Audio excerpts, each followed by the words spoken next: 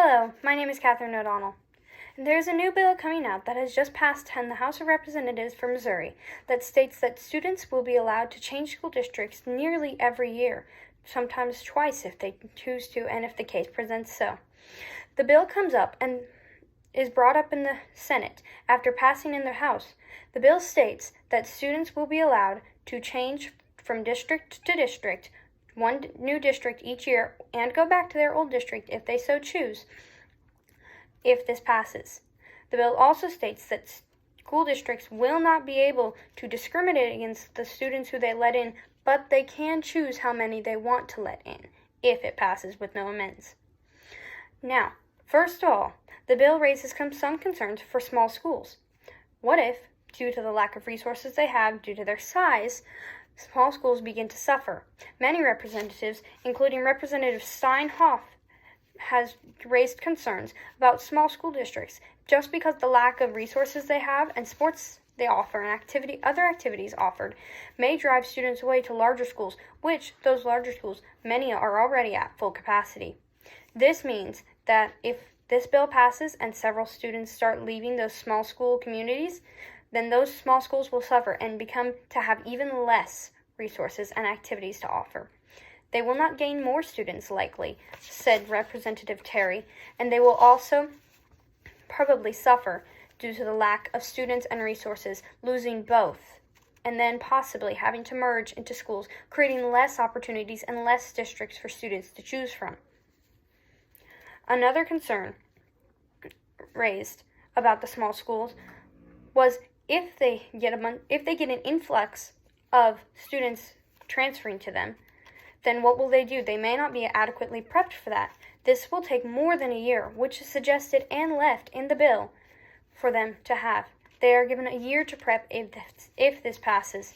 Many representatives and school districts have argued that if this passes, they will need more than a year to prepare for this, because if they have an influx of students and they are sitting at an average of 200 to 800 students in their building, then any amount of students gathering quickly in their area will be detrimental to their resources and other supplies and activities. They will not have enough room.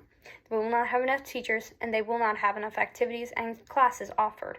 They also will not have enough money to take care of the needs. In fact, a lot of these students may come with needs such as free and reduced lunch and breakfast or other social programs like that, but these schools will not be adequately prepped for this. Another concern is the class sizes by activities. MSHSAA regulates all the extracurriculars and sports in Missouri for schools, and they determine who is in what class based on the amount and the population in your school.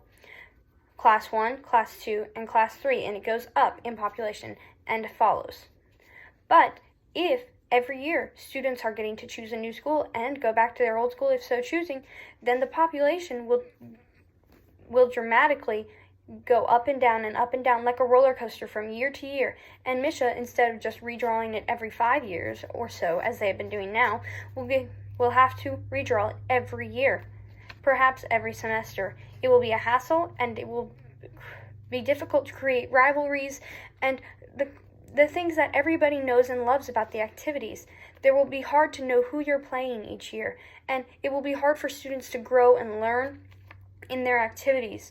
For instance, if you are playing a team, you know if you lost to them that year, they do the similar things the next year. But it will be hard for you to find those similarities, as you will be playing new people nearly every year, and you will be in a new class nearly every year. And the districts may have to be redrawn every year. This is another concern raised by MSHSAA and other representatives, including Representative Hine. Representative Hine also brought up an excellent point. Representative Hine said that if we are going to pass this bill, then we need to start paying our teachers and our staff more.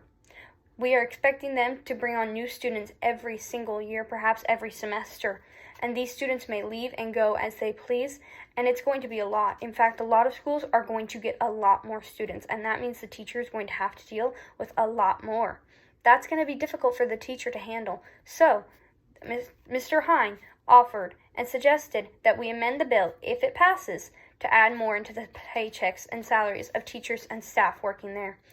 Other school boards around the state have also raised concerns about this. Some larger schools have even raised concerns about this, stating that if they get an influx of students due to the resources that they already have because of the fact that they are a larger school and have more funds, then they may not be able to handle the amount of students who come to their school because of what they have. Other school boards are in the middle. They say that it would be good to get more students, but they are also concerned about how they would deal with them. Another representative is also concerned about the diversity. Some students may go to schools where their kind are, but she says that's not right. Now, regardless of what you think on this, she does have a point. There are already charter schools waiting for this. Thank you.